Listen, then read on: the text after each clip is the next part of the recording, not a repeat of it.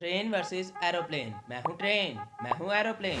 अगर मुझे पसंद करते हो तो लाइक करके सब्सक्राइब करो, और अगर मुझे पसंद करते हो तो भी लाइक करके सब्सक्राइब करो। चलो देखते हैं कौन जीतता है। मेरा जन्म 1803 में हुआ था और मेरा जन्म 1903 में हुआ था। अगर मेरे में सफ़र करोगे तो आपके पैसे बचेंगे, और अगर मेरे में सफ़र करोगे तो आपका टाइम बचेगा। अगर मुझे खरीदना है तो 250 करोड़ लगेंगे, और अगर मुझे खरीदना है तो अरबों रुपए लगेंगे। मेरे अंदर एक बारी में 2000 से 4000 लोग जा सकते हैं, और मेरे अंदर एक बारी में 200 से 300 लोग जा सकते हैं। आपको क्या पसंद है, कमेंट करो।